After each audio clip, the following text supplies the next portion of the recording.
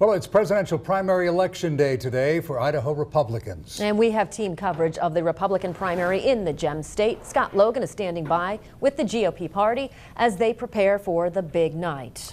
But first, Jeff Platt spoke with Ada County elections officials about voter turnout. Jeff?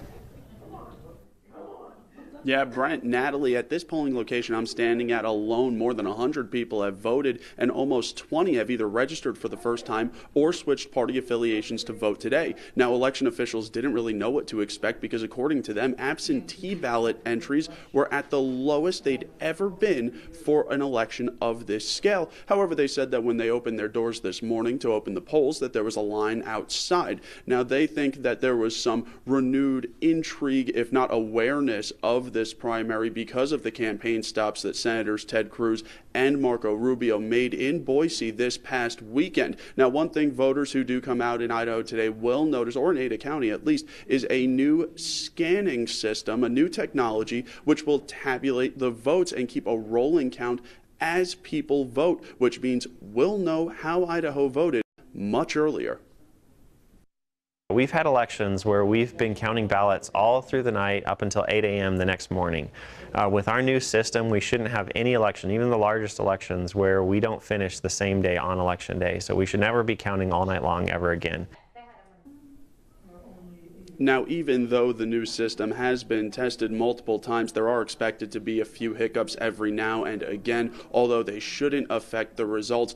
One thing I'm going to tell you that volunteers told me is they've actually turned more people away than have voted because they were at their wrong polling location. So make sure you are going to the right one. Also, with this new technology, no promises, but we're being told we might actually have the results before we go on air for our 10 o'clock newscast. Reporting live in Boise, Jeff Platt, KBOI 2 News.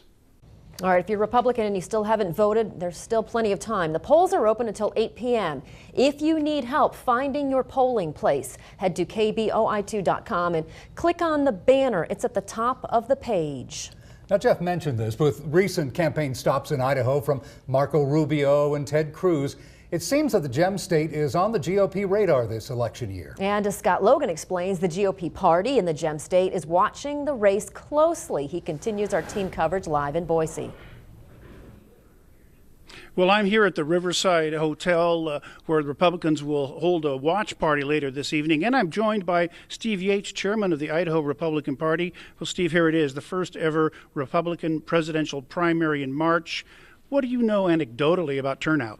We're hearing reports of pretty long lines around Garden City and a few other parts of Boise, hearing from people in other parts of the state where it was maybe a little light at the beginning of the day but has picked up. A few stories from people who feel like they're undecided and they're making up their mind as they're going into the polls.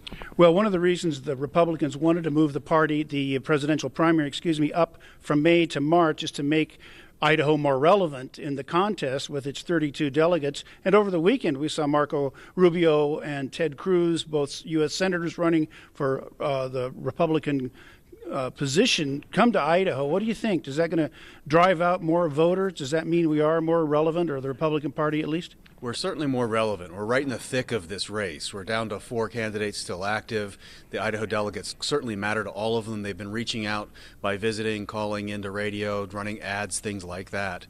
We had 5 candidates visit in 2015 and then 2 over this last weekend. So certainly we're on the map. And I think based on the crowds when these candidates come, they're very strong. And I think the Idaho voters are going to be very responsive.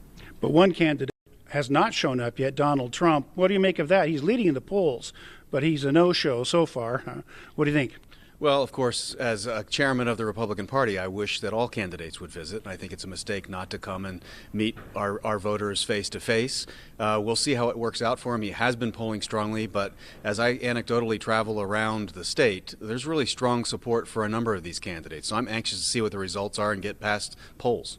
Okay, well, thanks for being with us, Steve. And that's the story here for right now. We'll keep you posted. Live in Boise, Scott Logan, KBOI 2 News.